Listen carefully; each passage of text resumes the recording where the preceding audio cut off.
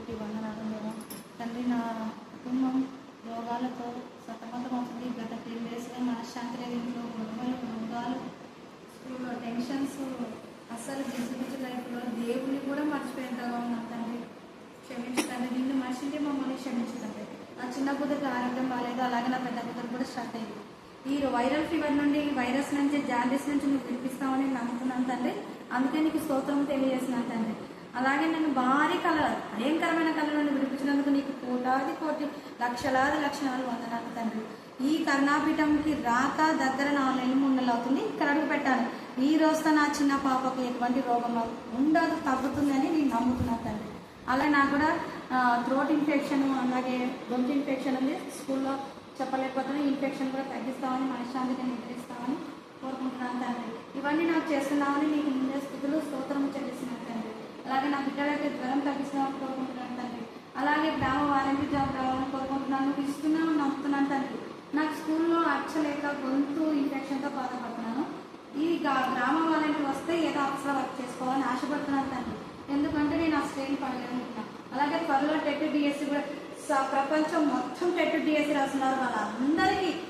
అందరు టెట్లో క్వాలిఫైడ్, డిఎస్లో ఎంతో కొంతమందికి జాబులు రావాలి, అందరికీ రావు, అది తెలుసు. కానీ కొంతమంది నన్ను డిఎస్సిలో జాబులు ఇప్పించి ఇంకో కొంతమందిని వేరే దాంట్లో ఇప్పిస్తామని, జాబు లేని వాళ్ళ బాధలు నాకు తెలుసు. మేము పడుతున్నాం అలాంటి బాధలు. ఇప్పుడైనా ఈ ఇయర్తో సమాప్తం కావాలి. ప్రతి కుటుంబంలో హ్యాపీ ఉండాలి. అలాగే చిన్నపిల్లలు, అలాంటి చిన్నపిల్లలు స్కూల్లో టీచర్స్ పిల్లలకి, స్టూడెంట్స్ కూడా వైరల్ ఫీవర్స్ వస్తున్నాయి. ఆ స్కూల్లో మొత్తము తగ్గిపోవాలి. అలాగే మా స్కూల్ స్ట్రెంత్ పడిపోయింది. ఈ సంవత్సరం స్కూల్ స్ట్రెంత్ కూడా పెరగాలని మా సార్ చాలా బాధల్లో ఉన్నారు. మా వేణుగోపాల్ సార్ నా స్కూల్ కలుసుకోలేదు. బస్ తెచ్చాడు స్ట్రెంత్ పెరుగుతుందని, కానీ పెరగలేదు. కానీ మేము చెప్పే చదువు మేము న్యాయం చేసినాం. కానీ కరుణాపీఠంలో అడిగిన ప్రతిదానికి సమాధానం ఇస్తామని, మా స్కూల్ స్ట్రెంత్ పెరుగుతుందని, అలాగే నా కూతురు ఆరోగ్యం బాగుంటుందని కోరుకుంటున్నాను తండ్రి. ఆమేన్, ఆమేన్, ఆమేన్, ఆమేన్.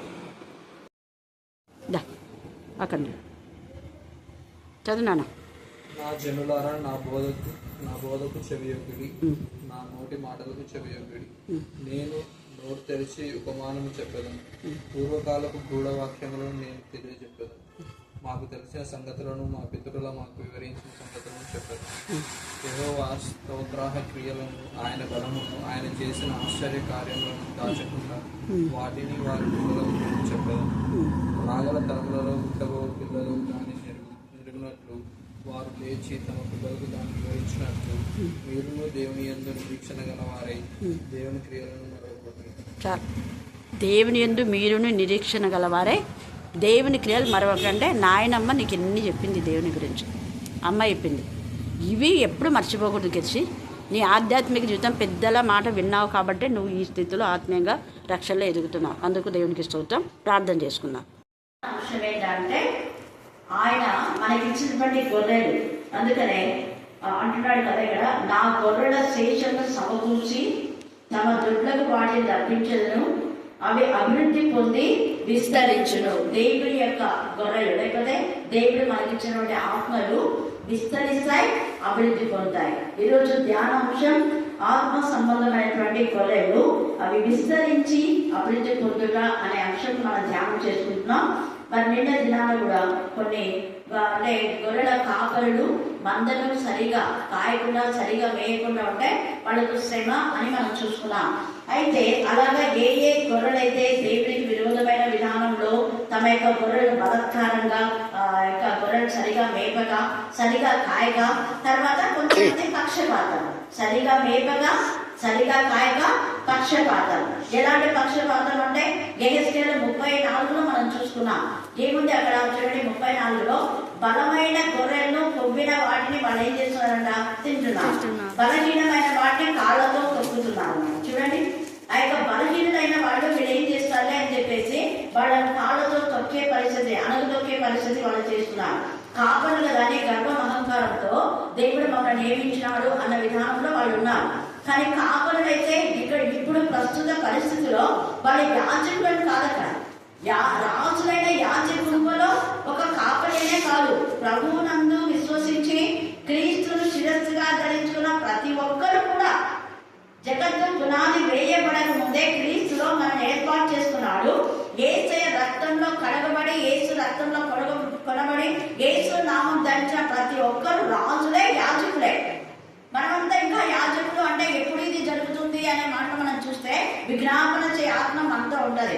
దేవుని యొక్క నూతనమైన రాజ్యంలో, కొత్త ఆకాశం కొత్త భూమిలో మనం రాజులుగా యాజకత్వం చేస్తారు. కానీ ఇప్పుడైతే యాజకులు అనేది లేదు, కానీ మనమంతా ఎవరము సేవకులు.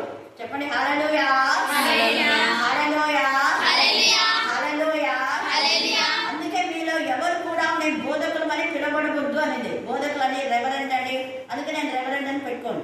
ఇవన్నీ మనకు అవసరం లేదు. మనకేంటి సహోదరి సహోదరులు అంతే. సేవకులు దేవుడి యొక్క పరిచయం చేసే దాంట్లో భేదం లేదు. అక్కడ పాస్ట్ అని, విశ్వాసని, వాళ్ళని వీళ్ళని లేదు. అందరూ ఒకటే కాబట్టి నేను వాక్యం చెప్పడానికి కానీ ప్రార్థన చేయడానికి అందరికి ఇస్తున్నా. ఎందుకు? మనమంతా ఒకటే.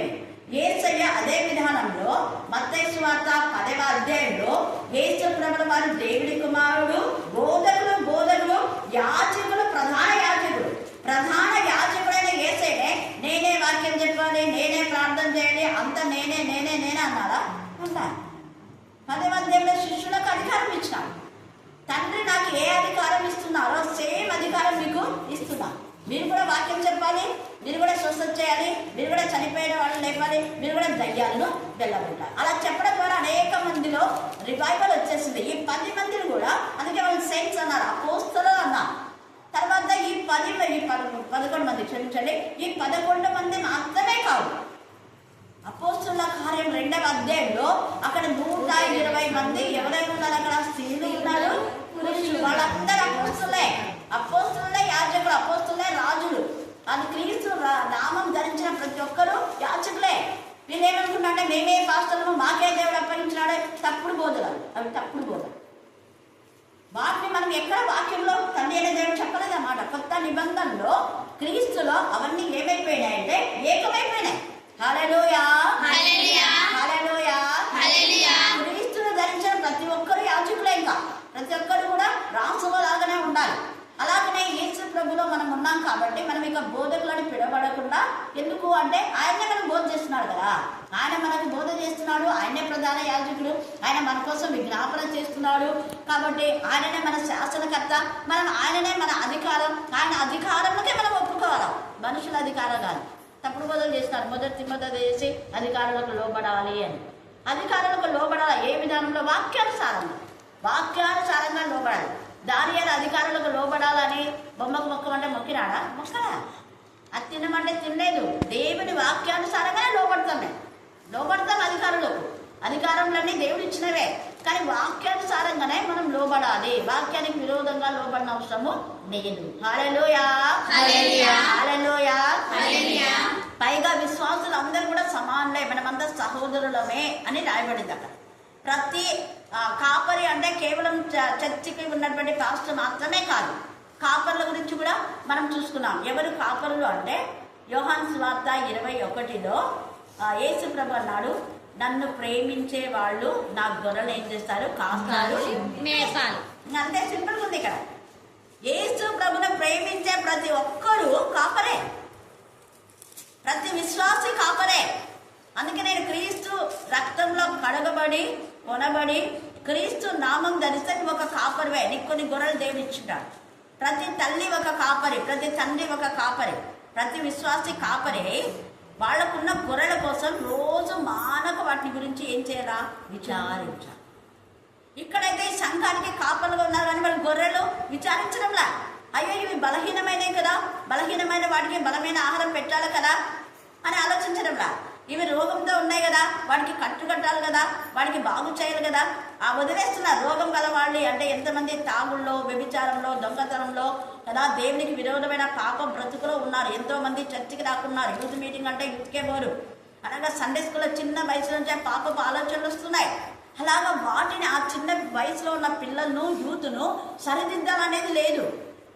ఎంతసేపు డబ్బులు వస్తే ఏది వెనకేసుకుందాం, లేకపోతే ఎవరన్నా ఏదైనా బాగా ఆధ్యాత్మికంగా ఏదైతే దాంట్లో ఉండి ఏమైనా పెద్దగా చేద్దాం. ఇది ఉంది. ఏదైతే బలహీనంగా ఉందో ఆ బలహీనమైన వాటిని బలపరచమని దేవుడు చెప్తున్నాడు. కానీ మనలో అది చేయదు. ఉపవాస ప్రార్థనలు అంటారు. ఉపవాస ప్రార్థనలో ఏముంది? యెషయా 58లో సన్న చేతులు బలపరచు, తొట్టిల మొక్కలను దృఢపరచడు. యేషయా 35 అదే ఉంది. 58లో దుర్మార్గులు కట్టిన కట్టను ఏం చేయాల? అదే ఉపవాసం. అపవాదము సాతాను యవనస్తులను పాపంలో కట్టేశాడు. బాటి విప్పాలా. ఎంతో మంది గొర్రెలు చెదిరిపోయినాయి, వీధులలో బడి తిరుగుతూ ఉన్నాయి, ఎక్కడెక్కడ ఉన్నాయి. దేవుని మహిమపరచడం లేదు, ఘనపరచడం లేదు, వాక్యంలో లేరు, ప్రార్థన లేదు, పరిశుద్ధత లేదు. ఆ గొర్రెలను సరిచేయాలి, విచారించాలి. కానీ ఎప్పుడైతే మనం విచారిస్తామో అప్పుడు మన గొర్రెలు ఏమైతాయి అంటే వాటి అభివృద్ధి చేస్తాడంట దేవుడు, విస్తరింప చేస్తాడు. అభివృద్ధి చేస్తాడు, విస్తరింప చేస్తాడు. ఎంత గొప్ప దేవుడు. ఈ రాత్రి కాల సమయమందు మన ఇంట్లో ఉన్న గొర్రెలు, మన పిల్లలు, మన చుట్టూ ఉన్నటువంటి వాళ్ళు వాళ్ళకి రక్షణ అందించి ఒక మంచి గొర్రెగా, ప్రభు గొర్రెగా, ఏసై గొర్రెగా వాళ్ళని తయారు చేసి, ఏసయ్యా ఈ గొర్రె నీ గొర్రె ప్రభు, నువ్వే కాపాడుతాను, నేనైతే వాళ్ళ కోసం ప్రాణం చేస్తా, నాకు తెలిసిందా చెప్తా. సింపుల్. నువ్వు వాక్యం చెప్తున్నావు, ప్రార్థన చేస్తున్నావు అంటే నువ్వు కాపరు. నా గొర్రెలు ఖాయము మేమన్నాడు. ఏసైనా ప్రేమించిన ప్రతి ఒక్కరు కాపరే. హల్లెలూయా, హల్లెలూయా, హల్లెలూయా. అందుకని ఇక్కడ ఎంత చక్కగా అంటున్నాడు కదా, ఇదిగో మీ దుష్క్రియలను బట్టి మిమ్మల్ని శిక్షించున్నారు. ఎవరిని కాపరు. సరిగా మేపట్లేదు మీరు. ఊగా ఎవరెవరైతే డబ్బు ఇస్తారో బాగా ధనవంతులైన వారి ఇంట్లోకి పోయేది ప్రాణం చేస్తుంది. ఎవరు ఎక్కువ డబ్బులు ఇస్తే వాళ్ళని బాగా పొగిడేది. ఎవరు ఎక్కువ డబ్బులు ఇస్తే వాళ్ళకు బైబిల్ చదివినికే, ప్రాణం చేయనికే, లేకపోతే ఇంకా ఏదైనా ఒకదానికి వాళ్ళని సపోర్ట్ చేసేవాళ్ళకి, వాళ్ళ తప్పులను సమర్థించేవాళ్ళు. అది మంచి పద్ధతి. కాపరి అంటే ఎవరైనా వాళ్ళు డబ్బులు ఇచ్చినా ఇవ్వకపోయినా వాళ్ళ ఫలాన్ని మీరు ఇలా చేయకూడదు అని వాళ్ళ తప్పులను కూడా సమర్థించినప్పుడు సరిదిద్దుకోవాలి. వాక్యం చెప్పేటప్పుడు ఎన్నో తప్పులు చెప్తుంటారు. ఇప్పుడు చూడండి, మోషే యాజకుడు కాబట్టి మోషే యాజకుడైన మోషేకే కానుకలు ఇవ్వాలని చెప్పారు అన్నారు. బేగుజంలో నేను విన్నాను. యాజకుడు మోషే కాబట్టి యాజకుడికి ఇవ్వమన్నాడు, కానీ దేవుడు యాజకు రాళ్ళకి ఇవ్వమని లేదన్నాడు. తప్పుడు బదలదు, అది తప్పుడు బదలాదు. యాజకుడైన మోషేకే ఇవ్వాలంటే దాని అర్థం ఏంది? నేను కాపని నాకే ఇవ్వాలా, ఇంకా వేరే వాళ్ళకి ఇవ్వకూడదు. గతంలో కూడా ఒకరు అన్నారు, ఎందుకు మరియమ్మక సంఘాన్ని చీల్చింది, అక్కడ పోయి దశభాగాలు ఇస్తున్నారు, అవి ఇస్తున్నారు, వీళ్ళు ఇవ్విస్తున్నారు అని చెప్పి అన్నారు. అయితే అలాగ అనకూడదు అన్నా నేను. ఎందుకంటే గలతీ 3:27లో క్రీస్తుని ధరించిన ప్రతి ఒక్కరూ దేవుడి యొక్క పిల్లలు. స్త్రీయన్ లేదు, పురుషుడు లేదు, హెలెనిన్ లేదు, ఏ భేదం లేదండి. అక్కడ ఏ భేదం లేదు. ఎంత తప్పుడు బోధన చేస్తున్నారు. అలాంటి వాళ్ళు మీరు తప్పు అని చెప్తే సరిదిద్దుకోలే, కానీ మా తప్పును ఎప్పుడు ఎత్తిపడతారా అని ఒప్పగించుకోవడం కాదు. చెప్పింది అబద్ధమే. అక్కడ వాక్యంలో ఉన్నది ఉన్నట్టుగా చెప్పారు. కలిపి చెడిపోయిన బోధ అస్సలు దేవునికి అసలు నచ్చదు. కలిపి చెరపకూడదు. ఇక్కడ 30వ అధ్యాయంలో చూడండి, వీళ్ళు కూడా దేవుని చేత ఏర్పరచబడిన వాళ్ళే. ఏమంటున్నాడు ఇక్కడ సామెతలు 30లో, దేవోక్తి అనగా యాకోబు కుమారుడైన ఆగూరు పలికిన మాటలు. ఆగూరు పలికిన మాటలు ముక్కాలునకు. చూడండి, ముక్కాలునకు. మళ్ళీ ముక్కాలునకు చెప్పిన మాట ఇంకొకరు ఇతీయేలునకు చెప్పిన మాట ముక్కాలునకు. ఎంత చక్కగా ఉంది చూడండి. ఆగూరు నుంచి ఎవరికి వచ్చింది?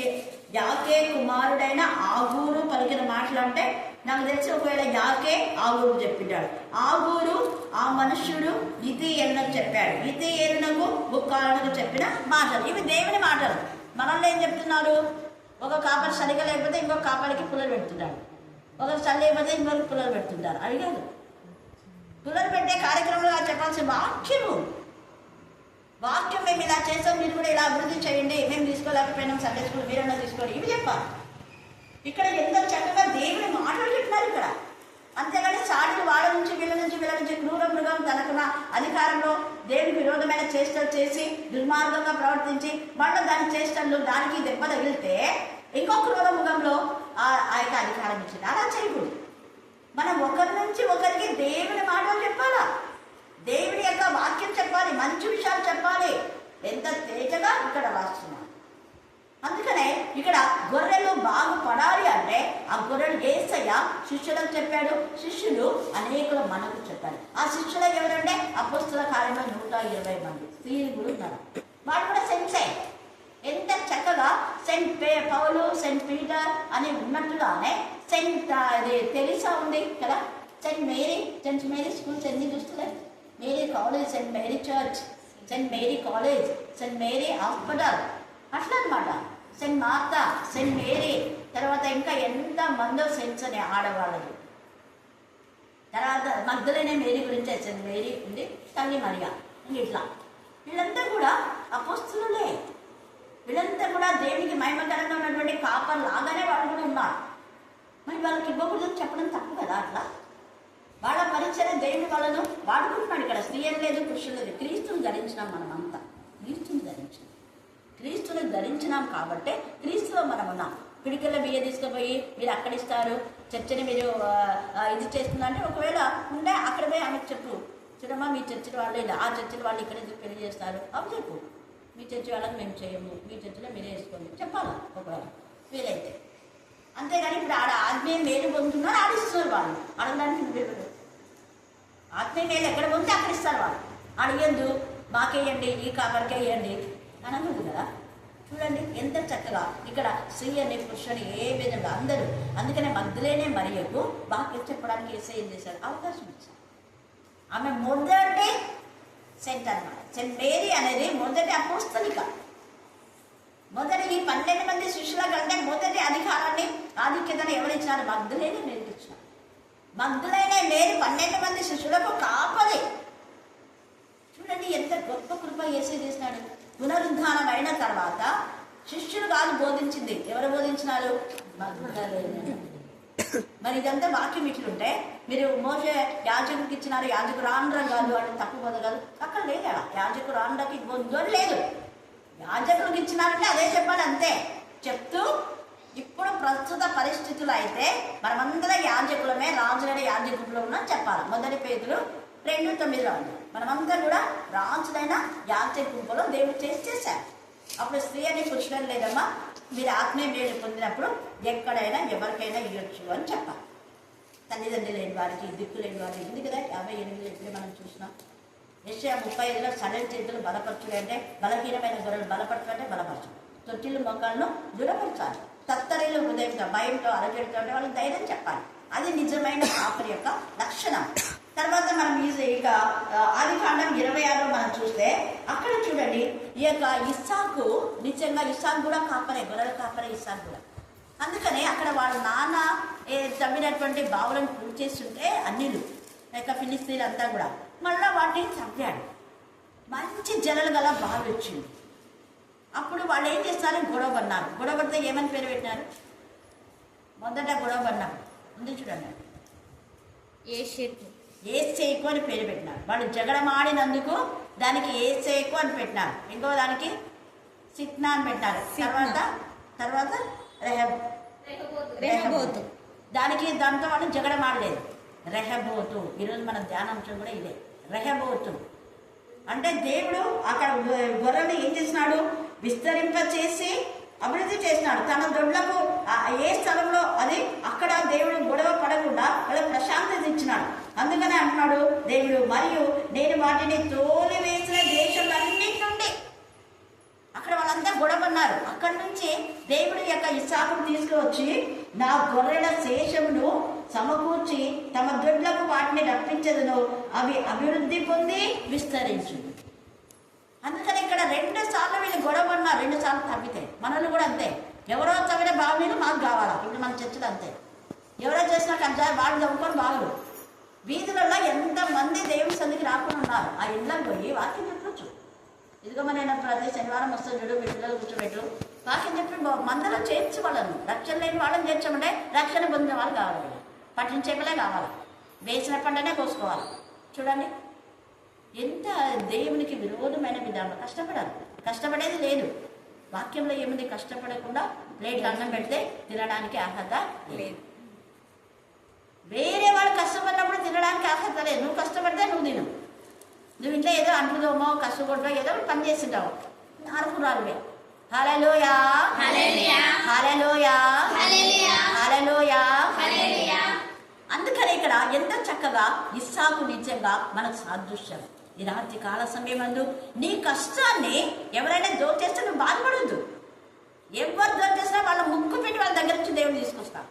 మళ్ళీ వాళ్ళిద్దరూ తప్పు తెలుసుకొని మళ్ళీ ఇస్సాకు దగ్గరికి వస్తున్నారు. కింద ఎందుకు వచ్చినాడు? మీరు అంతా గొడవన్నారు కదా, అవన్నీ లాగేస్తున్నారు కదా, మళ్ళీ ఎందుకు వచ్చినాడు? దేవుడు నన్ను ఆస్వాదించాడు. మీ ఆ 2 బావుల కంటే ఈ బావులో మొత్తం వచ్చేసింది. 3 బావుల నీళ్ళు ఇదే బావులు వచ్చేసింది. అక్కడ వాళ్ళు తీసుకున్నారు కానీ బావి ఏమైపోయింది? ఎండిపోయింది. 2 బావులు ఎండిపోయినాయి. సిగ్గొచ్చింది. అట్లనే అపవాది సాతాను కూడా యోబు దగ్గర నుంచి యోబు పిల్లలను, యోబు ఆస్తిని అన్నింటినీ లాగేసుకున్నాడు. కానీ లాగేసినప్పుడు బాధ అనిపించింది యోబుకు. అయినా కూడా ఏమన్నాడు? యెహోవా ఇచ్చను, యెహోవా తీసుకుని, యెహోవా నామం సన్నతింపబడగాక. నేను కూడా అదే అంట. దేవుడు తీసుకున్నాడు. మొన్న దేవుడు ఎప్పుడు ఇయ్యాలో నాకు అప్పుడు ఇస్తాను. హల్లెలూయా, హల్లెలూయా, హల్లెలూయా, హల్లెలూయా, హల్లెలూయా, హల్లెలూయా. తర్వాత యోబు ఏమడగల, ఇవ్వమని కూడా అడగలేదు. జస్ట్ ఊకే దేవుని గణపరిచినాడు అంతే. దేవా నీ ఇష్టం నాయనా, నీ చిత్రం నాయనా అన్నాడు. నువ్వేం చేస్తే అదే నాయనా, అన్ని మంచిదే, ఇలాగ నా ఎముకలతోనే నేను నిన్ను చూస్తా, ఇవన్నీ తీసుకుపోయినా నాకేం పర్వాలేదు, కానీ నా ఎముకలతోనే నేను నిన్ను చూస్తాను అన్నాడు. అందుకనే దేవుడు 42 యోబులో ఆయన ఏమేమైతే అపవాదం తీసుకుపోయినాడు చిగ్గుతో నన్ను డబ్బులు తెచ్చించాడు. హల్లెలూయా, హల్లెలూయా, హల్లెలూయా, హల్లెలూయా.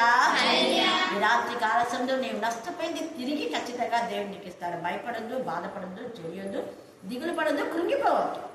దేవుడు మన ప్రధాన కాపరి ఆయన మన హృదయంలోనే మనకు బోధ చేస్తున్నాడు. అందుకే నేను మీరు కలిసి భోజనం చేద్దామన్నాడు. వారిలో సంచరించి నేను వారితో ఉంటాను, నేను వారి దేవుని ఉంటాను, వారు నా ప్రజలై ఉంటాను. 2 కొరింథీ 6:18 తేటగా రాయబడింది, మీరు చదువుకోని. అందుకే ఇక్కడ ఆయన అభివృద్ధి చేస్తాడంట. చూడండి ఎంత చక్కగా. మరియు నేను వాటిని త్రోలి వేసిన దేశంలన్నింటిలో నుండి ఎక్కడెక్కడ గొడవ చేయాలి అన్నింటిలో మనకు తీసుకొస్తాడు ఆయన. నేను వాటి మీద కాపరులను నియమించదు. ఇక మీద అవి ఏం లేవు, భయపడవు, ఇంకా ఏం భయపడవు. బాగా స్వేచ్ఛ అనమాట. అక్కడ నేను పాడొచ్చు, అక్కడ నేను వాటి చెప్తా చెప్పచ్చు. వాళ్ళ వీళ్ళకు భయపడి బాధపడే అవసరం లేదు కదా, స్వేచ్ఛ. చూడండి ఎంత చక్కగా. భయపడకుండాను, బెదరిపోకుండాను, వాటిలో ఒక్కటైనను తప్పిపోకుండాను వీరు నా గొర్రెలను మేపేదరు. దేవుడికి ఇష్టం.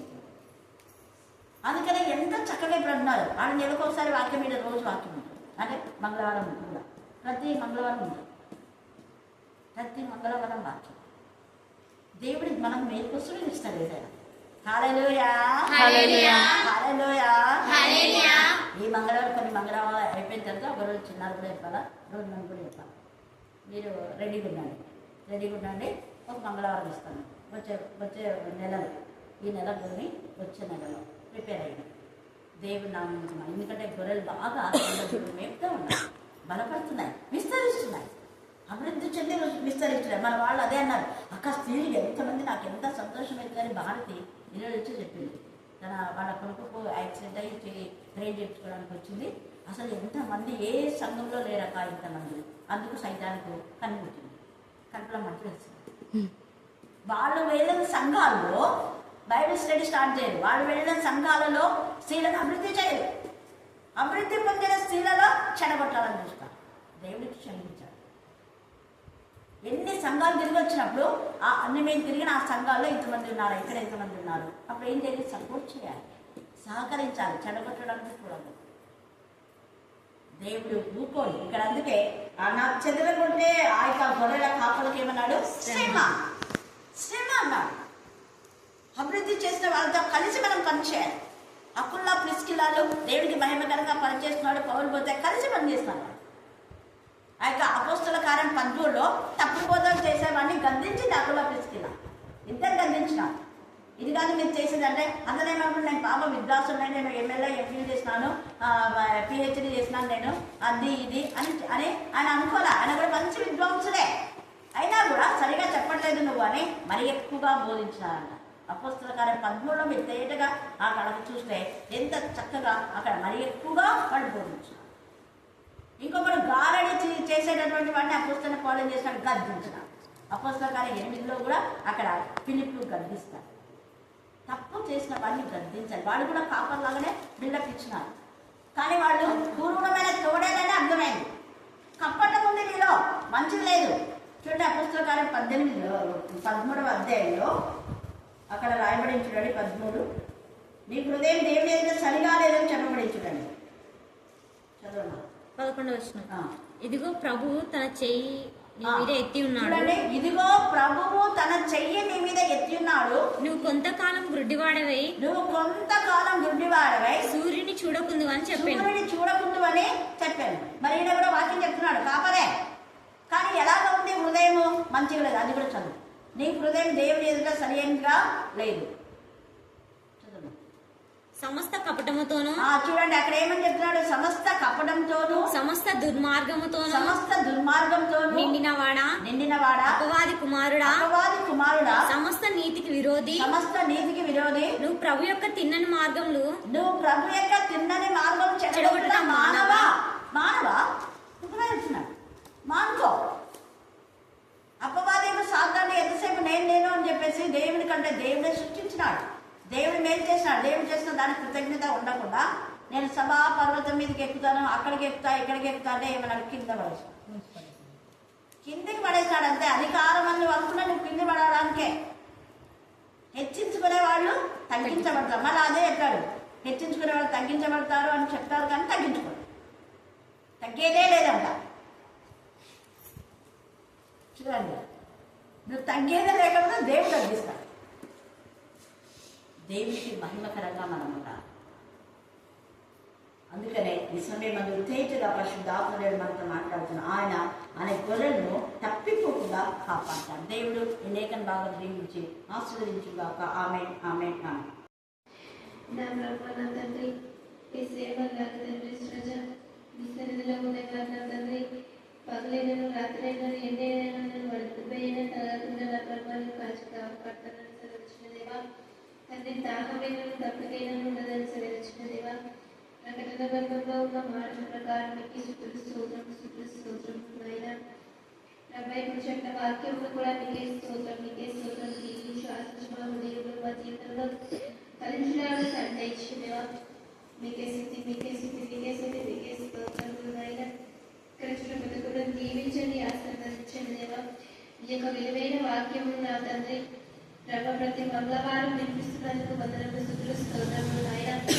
ప్రభా చర్చిలో నా తండ్రి ఎంతో విస్తరించి ఉంటున్నారు నా ప్రభా. అలాగే ఇక్కడ కూడా నా తండ్రి బహుగా విస్తరించినకు నా తండ్రి ఇక్కడ నా తండ్రి మీరు నడిపిస్తున్నందుకు వందనములు స్తోత్రములు నాయన.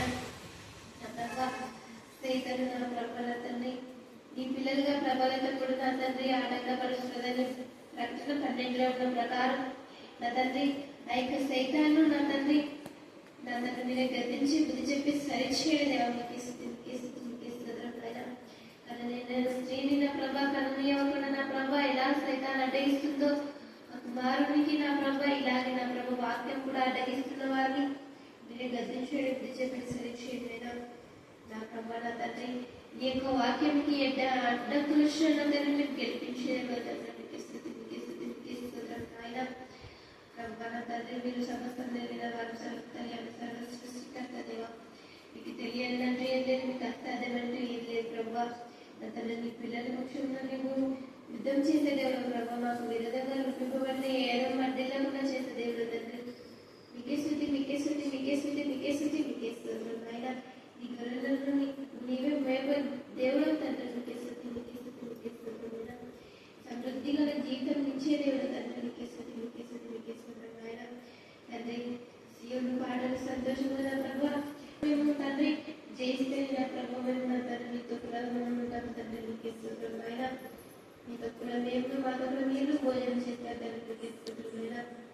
నా ప్రభా నీ ఒక ఆత్మను రక్షిస్తే మీరు విద్య చేసుకుంటున్నారు కదా నా ప్రభా నా తండ్రి. అలాగే ప్రభు ఎంతోమంది ఆత్మను రక్షించడానికి నా తండ్రి సాధ్యత ఇచ్చిందేవా. మీకే స్తోత్రం ఆయన. ప్రభా నా తండ్రి నువ్వు చేసిన మేలను బట్టి ఉపకారమైన కాలం సూర్యకాలం మీగన కాలం బట్టి సూచక్రియను బట్టి మీకే స్తోత్రం ఆయన. నా ప్రభా నా తండ్రి ఎంతమంది నిర్లక్ష్యం చేసి రాలేకపోతున్నారేమో నా ప్రభా మనందరినీ మీరే నడిపించండి. తండ్రి మీరే నా తండ్రి సమృద్ధి కాలం దయచేయండి. వారి పెట్టే నా తండ్రి ప్రాణులు మీరే కార్యం జరిగించండి. ఏ ఆటంకంలో ఏ సూర్యులు లేకుండా మీరే క్షేమంగా నడిపించి మీరే మహిమకరంగా జీవనంగా ఉన్నారని పెట్టుకుంటున్నాను. ఆమేన్ ఆమేన్ ఆమేన్. ఈ రాజ్యం మాకు వచ్చుగాక. ఈ చిత్తం పరలోకమందు నెరవేర్చండి. మాకు కావలసిన ఆహారం దయచేయండి.